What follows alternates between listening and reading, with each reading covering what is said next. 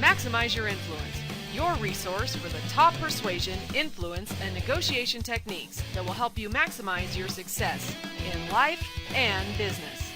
And now, here are your hosts, Kurt Mortensen and Steve Olson.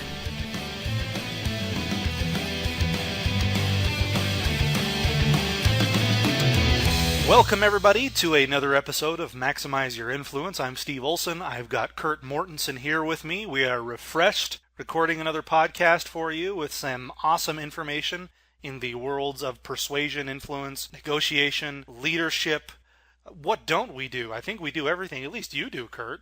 Hey, doesn't matter what you do as a parent, teacher, leader, manager, everyone persuades and influence for a living.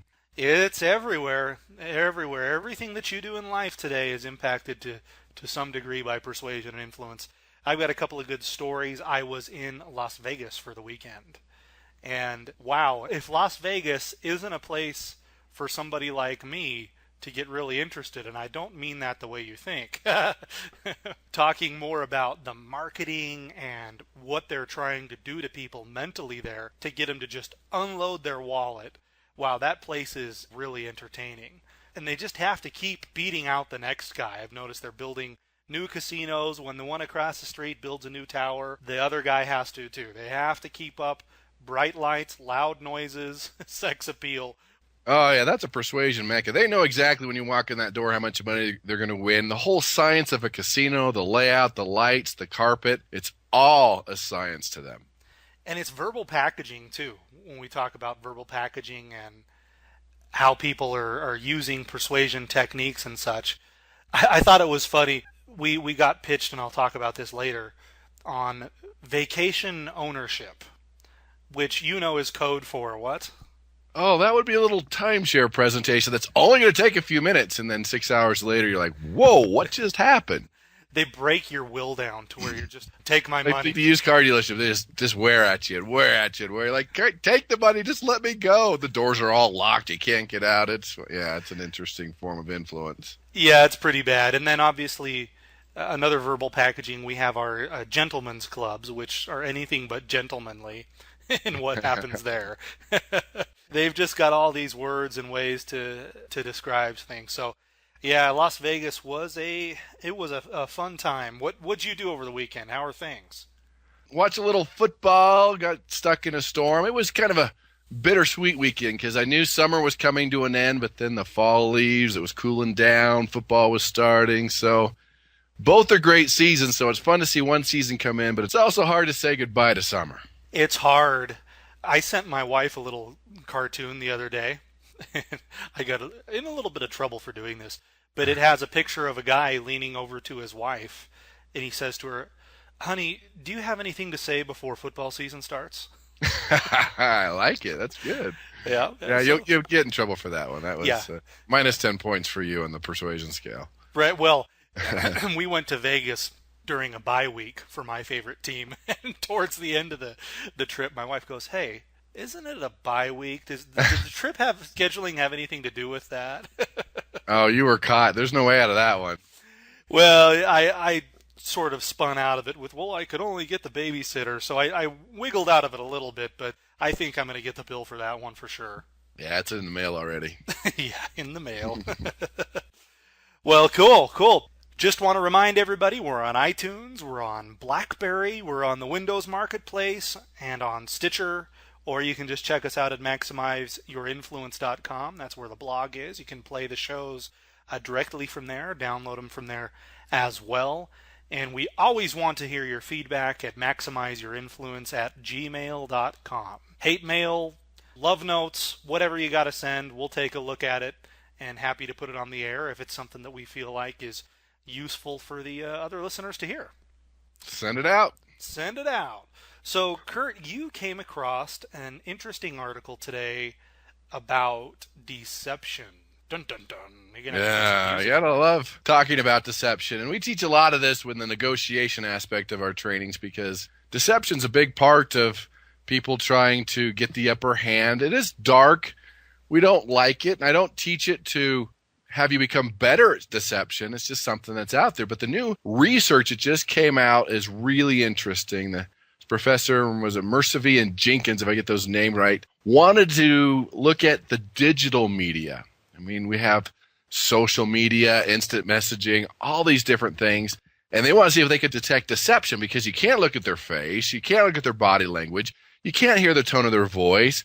You can't hear the number of vocal fillers that they have. And so they came up with some really fascinating research. Now, they said digital conversations are fertile ground for deception because people can easily conceal their identity and their messages can appear more credible. So what do you mean, and I'm sorry to stop you there, a digital conversation? Is this a chat room, Skype? What are we talking about here? Yes, all of the above. I think most of it was via text messages, but they were looking at the social media aspect of it too. And they did a little research, and participants were told to lie in about half of the responses. And the researchers found responses filled with lies took 10% longer to create and were edited more than the truthful messages. Wow. So if you're seeing that the person's taking a long time to write the message, they tend to be longer, there's a good chance that there's some deception somewhere in that. Yeah, if they're responding quick, and all of a sudden it takes a little longer, especially for parents of teenagers, that's something to think about. And that's true with face-to-face deception. If people are thinking about it more, they're taking longer to respond. You can see their brain wheels spinning because it takes a lot of mental energy to lie compared to telling the truth. Now, it's also true in digital media. When they take a lot longer to respond, it could, it's not guaranteed, but it could indicate that there is deception. Wow, that's pretty interesting. So they're accessing that creative side of the brain, and it's just taking longer because, well, to be very scientific, Kurt, they're just making up a bunch of stuff. They're making it up, and it takes more effort, and they're more concerned about their word choice and how they say it because it takes a lot more energy to do that. So it's taking a lot longer. Just one of the things you can look for in detecting deception. I've read a lot about this topic. In fact, I just finished a great book by a well-known author, and I won't announce yet, but he did commit to coming on the show. I think we can have him on here soon. But he's written extensively on this, and I think you were very careful just now to say not always, because detecting deception can be very difficult without obtaining what we call a baseline. If you don't understand how somebody behaves under normal circumstances, you're just not going to be able to detect any deception. Does that sound right? That's absolutely correct. There's two things that are really important when you go into a negotiation or you're talking to anybody is you find their standard behavior. That's why you're talking about the weather or the sports or other things to see just their standard behavior. Are they making eye contact? Are they talking really slow? How do they stand? Are they folding their arms? And so when you go into a more stressful situation and they start lying, you can see a difference in their standard behavior, number one. And number two, you're always looking for clusters. Just because they take longer to respond doesn't mean they're lying. Just because they can't look at you doesn't mean they're lying. Just because they have more vocal fillers doesn't mean they're lying. But when you start seeing 2, 3, 4, 5 of those, ding, ding, ding, you have a liar on your hands. And you can therefore say pants on fire, can you not? Yeah, that's the favorite part. If there's any reason to learn how to detect deception, it's so you can tell somebody their pants are on fire, for sure. Oh. Yeah, it always goes well in a negotiation when the opposite side says, "Oh, liar, liar, pants on fire." We need to try some experiments on that, see how that works out. I've been in negotiations before where I've just thought, I'm just dealing with slightly evolved 5-year-olds here. These people are using techniques that you would have used in kindergarten. They just use bigger words. Yeah, when they run out of techniques or their blood leaves their brain because of the emotional side, they revert back to their 5-year-old status. In fact, I saw these two multimillionaires negotiated with each other, and one finally says, "Well, yeah, I have more money than you." I'm like, "Jeez, my dad could beat up your dad. Well, what is this?" But you might as well have said that. It was really, these are educated, wealthy people, but when the blood leaves the brain, the emotion leaves, you don't know what to say next, you feel backed into a corner, human nature, they will strike. What do you do in that case when the blood has left the brain and reason has left the building? How do you handle somebody like that? Well, great negotiators and persuaders know that they check their ego at the door. Only one person emotional at once, and it shouldn't be them. And they should be able to read the person. See, the blood leaves the brain. It's going to, kind of the fight or flight. It's a situation where they're not thinking straight. And it's interesting. The face will turn red, meaning the blood's leaving the brain. But if the face ever turns really white, all the blood has left the brain, and it's time to run because they're really not thinking straight. So in a situation like that, variety of things you can do. You can create a common enemy that you guys can work together to maybe make fun of. You can take a break. You can talk about something a little more logical, get the blood back in their brain. Distraction works really well. I remember going to monitor negotiation, and they'd beat me to it. They were there arguing upstairs. So I went upstairs thinking they would see me, didn't see me. So there was a box on the top of the stairs, and so I just kicked it down the stairs. Da-dunk, da-dunk, da-dunk. They looked at me, they looked at the stairs, they looked at each other, they looked at me, they looked at the stairs. But that was just enough time to get a little more blood back in their brain to realize they're out of control. Take a deep breath. Let's take a different approach to this negotiation. So they're so focused, they're so enraged, and that fight or flight has kicked in, the blood's now in their extremities, and the sound of a box crashing down the stairs snaps them out of it, so to speak. They take a few deep breaths, and physiologically they can return a little bit more to normal. Exactly, because if it's escalating and escalating, getting deeper and deeper, that's all they're thinking about. They just need a little distraction, a little blood back in the brain, maybe take a walk, take a break, go get some food, come back later, go to a different point. A lot of things that you can do, but you have to be aware of it, because if they just get more and more blood to leave that brain, good luck. And that could be deception as well. When somebody gets enraged, they get defensive. But I've also heard, too, that somebody who acts that way might, and we're talking in, I guess, an accusatory way. Maybe you're dealing with somebody you think is lying to you. But if they get like that, if they get that mad, a lot of times it might mean they're telling the truth, because somebody who's trying to deceive you would be thinking more. They'd be trying to dig out of it. They might be accusing you back. But if they're aggressively defending themselves, they clearly genuinely think that they have done nothing wrong. Yeah, and it depends on the situation. I like the Chinese proverb that states, the man that strikes first admits his ideas have given out. Yeah. So a lot of times they're coming after you. It's interesting. Those who are telling the truth play offense. They're just assuming you're going to believe them. But those who are telling lies play defense.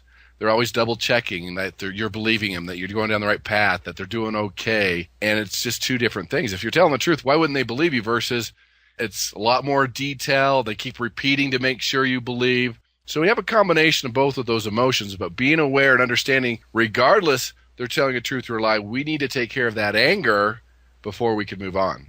You know, my daughter was telling a little bit of a fib the other day. And of course, we caught her instantly. We can tell when our kids are lying, anybody on the podcast who's a parent, because whose baseline do you know better than your kids? You've seen them since the day they were born. You know exactly when they're full of it and when they're not. In a business atmosphere, you don't have the luxury of getting that well of a baseline.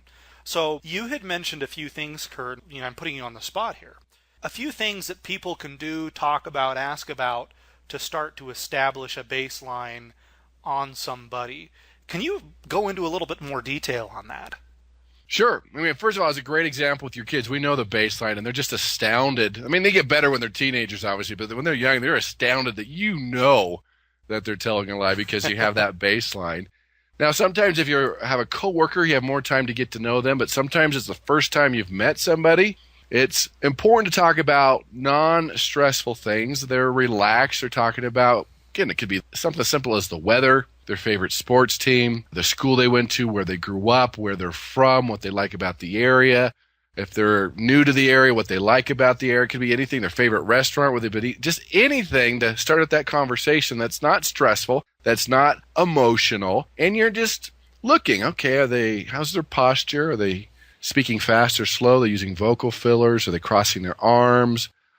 And looking just for that standard behavior. Then when you get into a more emotional situation or they're getting emotional or angry, you can take a look for some of these clusters that we talked about to see, okay, it's changing. I'm seeing 2 or 3 things here.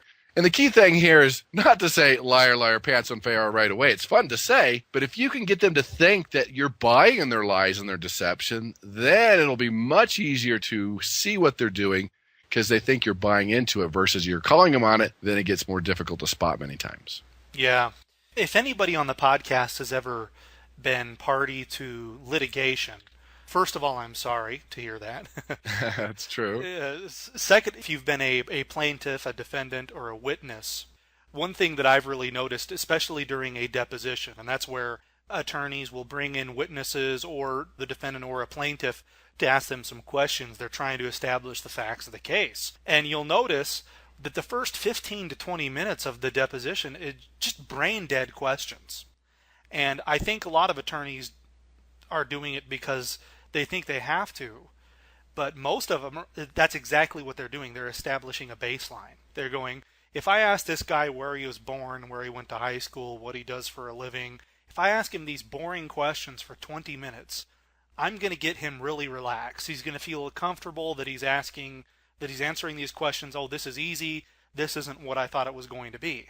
And then I can come out of the gate with the hard stuff. And I can tell where I really need to expose things based on where that baseline changes.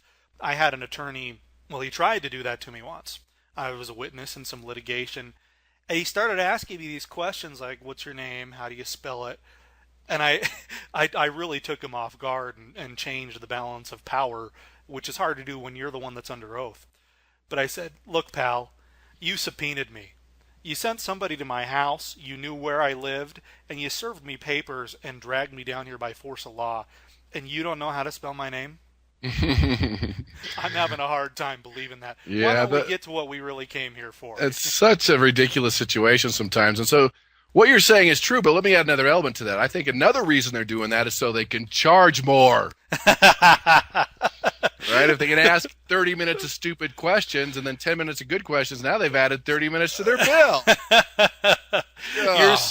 You're so right. It's so they could charge more. And what would be even worse is if they really didn't know the name of the person they're doing, how bad would you feel if you're the one paying that attorney to go ask this stuff while they're billing you $200 an hour? Yeah, well, I apologize to the attorneys out there. We have some really bad attorney stories. We need to meet some good attorneys that really know how to persuade and influence, because there's so many out there that are terrible at it, mostly because they never learned how to do it. Well, I found this, that where there is a good attorney, there is one very happy person and one very mad person. That is true. That is true. Doesn't end with people going, wow, we're both really happy that we came here today. So true. Yeah. Well, any other words on detecting deception, Kurt? Let's talk about deception and some things you're looking for. We can become really good at this. The challenge is most people are so concerned about what to say next that they're really not looking for the clues. And we have to realize that anger, lack of skills, threatening can increase deception. But let's talk about a few things and dispel some misconceptions out there. Everyone's, oh, they didn't look at me, so they're lying. Well, what happens with the eyes, first of all, if you're close enough, you can see the pupils dilate. That is one thing you can look for. You'll see increased blinking. You take any politician that's lying, slow down the video, you can see them blinking 2 to 3 times more. But here's the key thing with eye contact. You found their standard behavior. They're going to either look at you more because they've heard the same thing that you have, or they'll decrease. So there'll be an increase or decrease in eye contact. And if you look at their arms and shoulders, they might be crossing their arms more. They might have their shoulders turned away from you. Their shoulders will start to shrug. A lot of times they'll try to put a barrier between you and them. It could be an arm. It could be they're almost taking up less space. If they're sitting in a chair, they're almost kind of put their feet underneath them. You might see their feet wiggling or tapping. So you're looking for that change. The one that people are best controlling are their head, but you might see more of a tilt in their head, touching their face a lot more, their ears, their nose. And one of the reasons that happens is more blood is going to the face sometimes when people get nervous or have anxiety and it itches a little bit. We know with the mouth, they can be biting their lip more, a fake smile. We all know that a real smile, the eyes smile with it, but if it's a fake smile. But you'll also have more of a dry mouth. They're nervous. They'll have that dry mouth. In fact, in some cultures, they would actually put an iron on your tongue to see if you're lying. And if it burned you, you were lying. If it didn't, you were telling the truth. So I'm not sure if you want to try that out or not, but that would be one way. You could see increased perspiration. But again, maybe they're naturally a sweaty person. They might become more mechanical with their movements because they're trying to, oh, am I moving too much? Am I crossing my arms? What about my eye contact? You'll see a more rigid or relaxed body posture. So you're looking for a variety of these things that will be a cluster. It could even be the content, especially with, let's say, a teenager. Where'd you go tonight? We went out, so lack of detail, versus they might go for the information overload. Oh, it was about 7:10. We were driving down Elm Avenue, and the birds were chirping in the air, and I saw this dog, and it was a cute dog. Do you like dogs? Like, whoa, whoa, whoa. And that's not their standard behavior. Inappropriate humor would be part of that content, too. So you're looking for a variety of things. Even, I mentioned earlier, increased vocal fillers like, you know. You might see them mumbling a lot more. They'll have longer pauses, just like the digital deception, because they're thinking about the response. Their mind's up in high gear. You'll have more speech errors. All these things that you'll notice when you're doing this, an increase, decrease in rate. So if you can become really good at this, it makes a huge difference. You'll see an increase of coughing or clearing their throat, repeating the question. You'll even, if we want to talk about the eyes, I've done a lot of research with the eyes, and if you're looking at a right-handed person and they look, as you look at them, if they look up and to your left, that's called visual construct, which means they're inventing what happened and it didn't really happen. So a lot of the times, eye movement is a big indicator of deception. I've heard too many times that they'll cover the face, they'll cover the neck, their legs or feet will point towards the exit. These are all signs that they're soothing themselves or that they want to leave the room. They don't want to be there. Is there any merit to that? You bet. They're all part of those clusters, taking up less space. Their shoulders or your feet are pointing away from you. They're trying to get away. They're talking about things that you're not talking about. They're changing the subject. They're getting nervous. They're starting to perspire. All could be clusters that you were looking for in detecting deception. Powerful skill. That is a very powerful skill, and those are great points. Thanks for bringing those up. You bet. If the listeners have any comments or want us to elaborate on that because it's such a key topic, feel free to email us at maximizeyourinfluence@gmail.com. Don't! And I want to change the topic because I hear the sound. Oh, we love that sound. We love the sound. Well, I don't love having to come up with the info for the sound because it's painful. That's true. It is super painful, and I had one while I was in Las Vegas. I was invited to sit in on a vacation ownership presentation, which many people who are listening have done before. We always tell ourselves, yep, I'm just going to go get the free gift, or I'm just going to go listen to be polite. Very few of them do it for that. So I decided I was going to go for the free gift. They were offering a $200 airfare voucher. I thought, oh, great. I can always use one of those. I travel a lot. I said, I have 45 minutes tops. And they said, okay, it'll be 45 minutes, not a minute more, and you're going to get your free airfare voucher. And I said, okay. So if I understand correctly, because obviously I don't trust these people at all, I'm going to go listen to you for 45 minutes. And when we get to minute 45, I get to get up out of my chair and you hand me a $200 airfare voucher, and that's it, even if I don't buy. Do I understand this correctly? Of course, Mr. Olson, you understand correctly, right? So I go and I sit through this thing, which the presentation itself, I'll get into another day, but it was horrifying. This lady needs to be canned. She needs to find a profession that she's going to be happier in, and the company needs to find somebody that's actually going to sell something.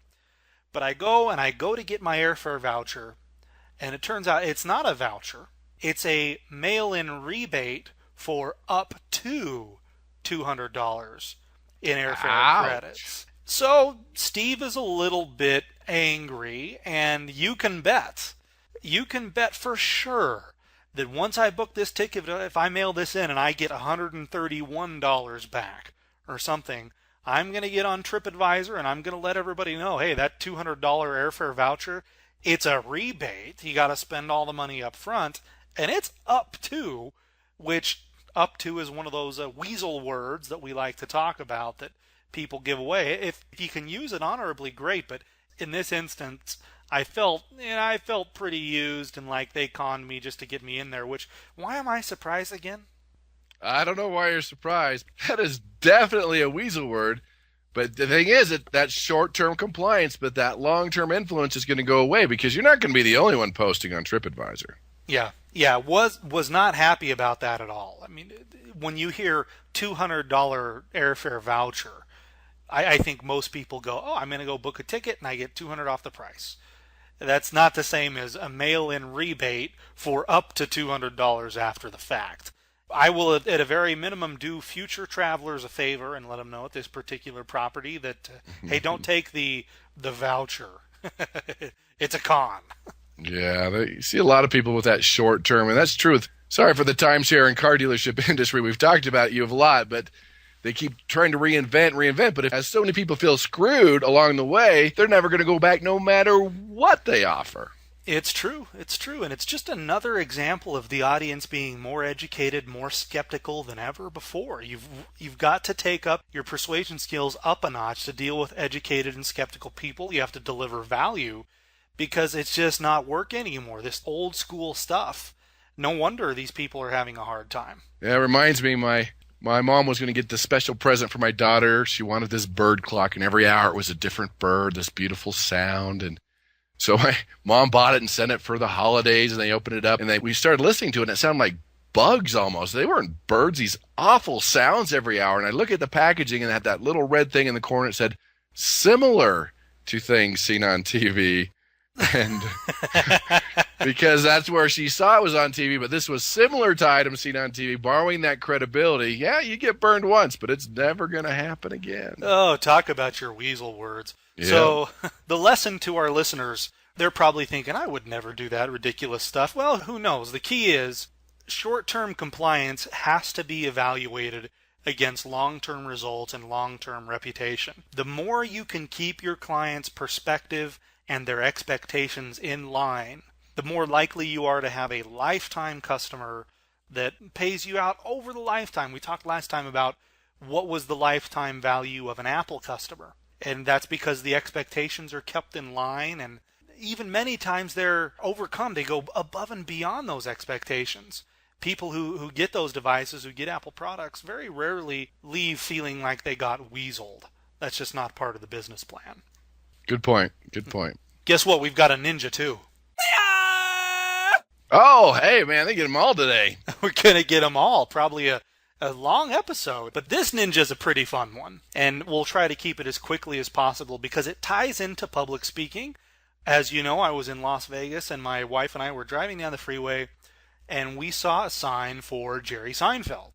And we thought, oh, Jerry Seinfeld's coming to town. That's too bad. We're going to miss that. And then I looked at the bottom, and the date was for that night, and I thought, we're going.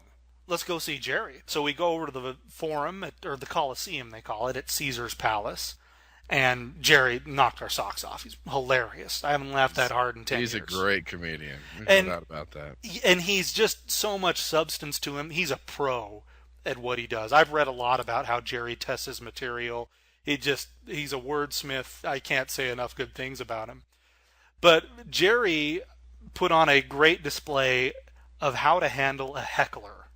A heckler. A heckler. And we'll talk about what hecklers can mean. But in this case, it was a drunken woman down in the lower bowl of Caesar's Palace yelling something at Jerry during the presentation, or not the presentation, during his bit. And it got to be the point where Jerry had to address it. And he turns and he looks at the lady and he goes, "What are you talking about?" And she's blabbering out something that's not understandable to the audience. We don't know. And clearly Jerry doesn't know because he goes, "Wait, what?"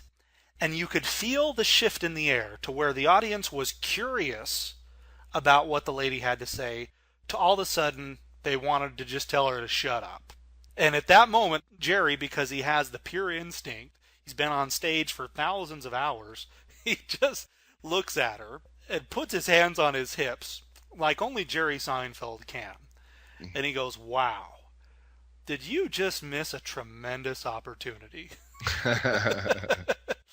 And then he goes on this about 5-minute monologue of pretending to be her, talking on the phone to her friend about how she said something to Jerry Seinfeld and how badly it went. And the whole audience was roaring at this lady's expense.